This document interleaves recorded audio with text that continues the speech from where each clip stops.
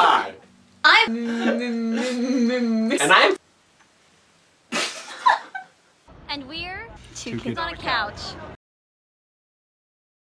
Hello and welcome to the start of our 2023 Tony Awards season. This year we're doing something a little bit different, and we'll be sharing with you our thoughts from every show to open this Broadway season, starting with the nominees for Best Revival of a Musical.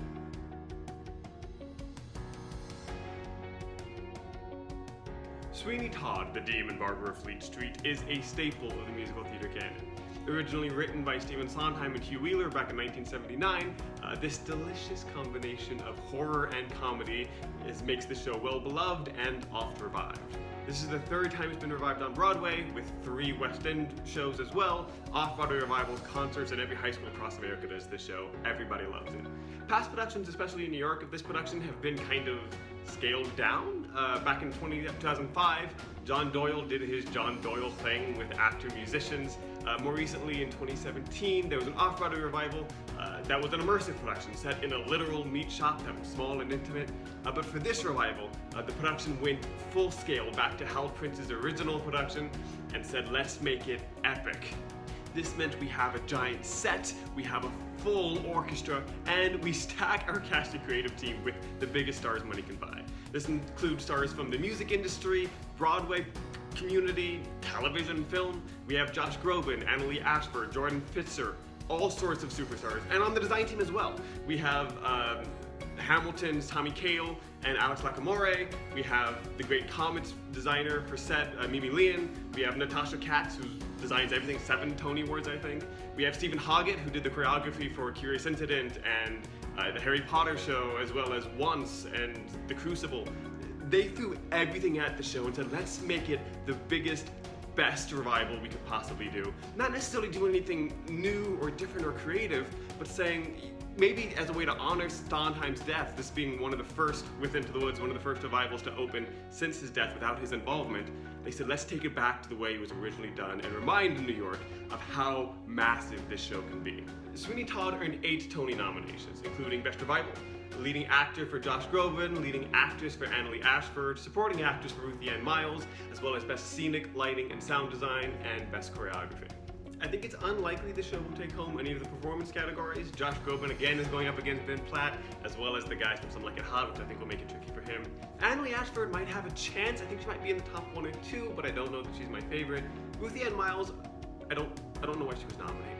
She played the beggar woman, which doesn't have a lot to do in the show, and none of the reviews I read mentioned her much. Joanna, on the other hand, was like her Broadway debut. She was apparently great, but wasn't nominated. I don't know what that's all about. I underestimated Ruthie Ann Miles when she was nominated for The King and I back in the day, so I'm not gonna rule her out, but I don't think it'll win any acting nominations. I think it might have a good chance with some of the design awards. Again, the show was big and epic in scale, and that often gets rewarded.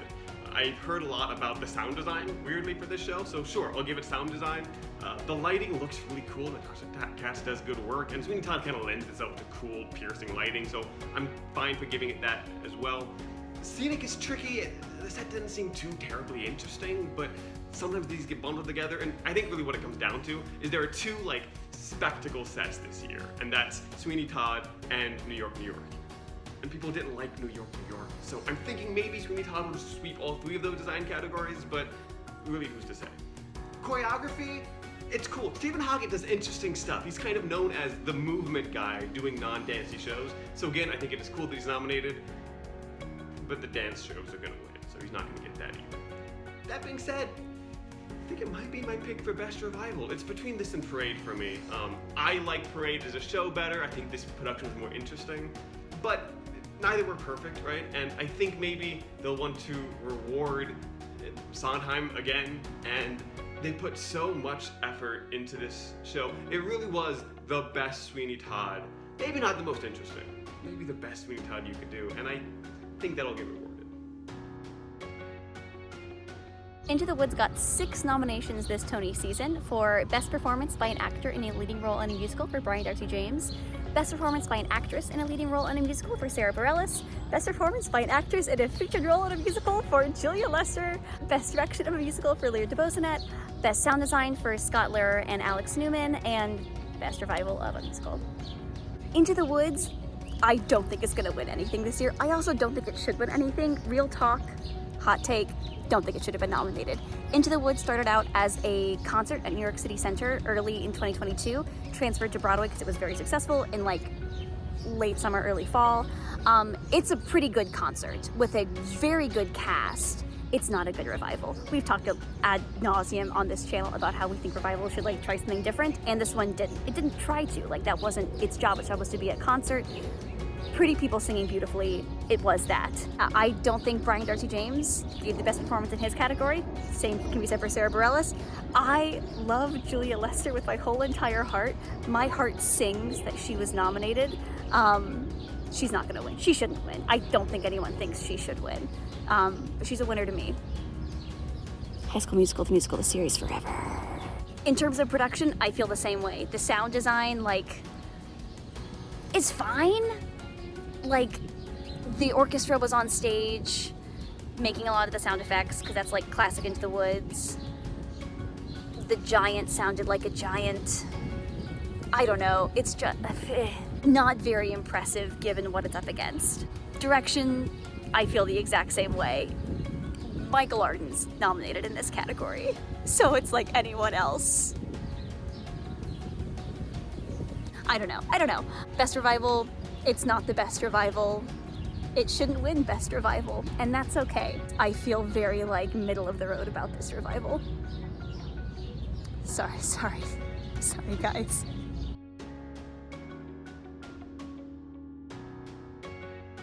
Parade by Jason Robert Brown and Alfred Urey tells the true story of Leo Frank, a Jewish man who lived in the Deep South right after the end of the Civil War, who gets wrongfully accused and convicted of raping and murdering a young child. It's a story about anti-Semitism and hatred and the way that can permeate through a society, and it's a very sad story. It's a very good one. I've been a fan of the show for a very long time. I've been calling for a revival of it for years, and I'm thrilled that it's finally gotten here. This show started as a concert at the New York City Center, transferred to Broadway, where it was well received and earned 6 Tony Award nominations. In addition to its nomination for Best Revival, Parade was nominated for its leading actor, Ben Platt, leading actress, Michaela Diamond, as well as lighting design, costume design, and Best Direction. Much of the success of this revival can be attributed to its 2 stars, Ben Platt and Michaela Diamond, who both give stunning performances. They're so good. This is, to my knowledge, the first time 2 Jewish performers have had the leading roles in the show. Kind of weird that hasn't happened yet, but it shows they're deeply connected to the piece. They have beautiful voices, beautiful acting, all across the board. They do excellent work. I think they're both contenders in their respective categories. I don't know if they'll win. Ben Platt especially does some lovely work. He's so all into the story. You can tell it's important to him. And I think this is such a beautiful evolution from the Evan Hansen that we've seen him do in the past. I don't think he'll win. I think he might get the number 2 slot, but I'm so glad he's in this role. I'm so glad he's doing it on Broadway. Excellent work. Similarly, Michaela Diamond, this is kind of her breakout role. She's done some stuff here and there, but gives such a strong performance, vocally of course, but just Lucille has such a sturdy quality to her that she brings out wonderfully. Again, I don't know if she'll win. This category is weird for me. I don't have a clear vision of who's going to win, but I don't think it'll be Michaela. Similarly, the design categories, I'm not expecting much. Beautiful as they may be, this is a concert that got thrown onto a stage, right? So the costumes are nice, the lighting is cool. I don't know that it'll win. Sometimes projection and lighting kind of mesh, and they do use some projection in some cool ways in the show, so that might give it something, but I don't know that it'll win either of the design categories. I think its best chance comes in Best Director. I'll say it, said it before, say it again. Michael Arden is the best director on Broadway. He does such good work. He does great dramaturgy. He tells interesting stories in a deep way. This show specifically, he made a point to remind us of the real people behind this story. He used projections of real people's faces and news clippings and that kind of stuff to make sure people remembered that this is a true story we're telling. I read an article about in his rehearsal process, instead of Confederate flags, he used pride flags for the actors while they're rehearsing, so that one, they could feel the sense of pride their characters would have felt waving these flags, and also, no one has to get traumatized at a rehearsal. Who thinks of that? He's so good. He's so good. He does such good work. I hope with every fiber of my being that he wins. I don't know that he will. I think it might be close. I'm not gonna bet the farm, but I'm gonna manifest it, put out in the world. Michael Arden should win Best Direction, and I hope he does. As for Best Revival, as I said before, I think Sweeney Todd might beat it out. just by a hair. I would be thrilled if this won. I think it's a great story. I think it's important that we tell it right now. And I hope it gets remembered, certainly. I'm so glad it's on Broadway. If it wins, I'd be the happiest guy in the world, but I think it might not.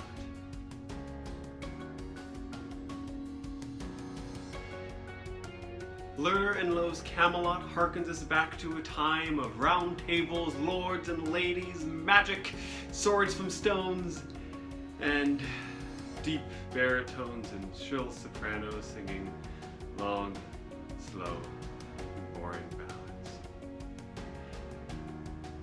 Okay, so full disclosure, this show's not really in my genre, so I may be coming at it with a little bit of bias. Yes, I've heard the classic songs, Lusty Month of May and If Ever I Would Leave You, and those are nice, but like many shows from this era, Camelot just drags on and on. And I'm not the only one who thinks that. For this revival, they had Aaron Sorkin rewrite the book. He tried to trim it down some, make it maybe darker and more grounded. He took out all the magic. Merlin is now a scientist and not a wizard. But while some people thought these changes might have brought it into the future a little bit more, made it a little bit more relevant, it was still tied down by the lyrics of the songs and the pace of the songs, and couldn't really do as much as it wanted to. What it ended up being is kind of a hodgepodge of trying to be two different things, neither of them super successfully. And so while there were some beautiful moments and it got 5 nominations, overall it was kind of lackluster. In addition to Best Revival, Camelot was nominated for Best Performance by a Featured Actor for Jordan Donica, and Best Lighting Design, Best Costume Design, and Best Scenic Design. Noticeably absent from these nominations are Leading Actor and Actress for Andrew Burnap and Philippa Sue, as well as Best Book for Aaron Sorkin, and Best Direction from Bartlett, champion of the Golden Age musical, Cher. I don't think I gotta spend a lot of time here. I don't think Camelot should or will win anything. Jordan Donica has a really nice voice. Listening to him sing these songs is the best version that I've heard, but he's got a tough category and I don't think he really has a chance. The design was neat. I liked the lighting and costumes especially, but I don't know, some of the original musicals have pretty good design this year, so I don't think it's really a contender for scenic or costumes, probably not even lighting. As for Best Revival, I don't think it should win. Look, it tried to do something neat and different, and I respect that. Of all the musical revivals this year that were nominated, this one probably took the biggest risk. But it didn't really pay off, because there's only so much you can do to Lerner and Loewe's Camelot.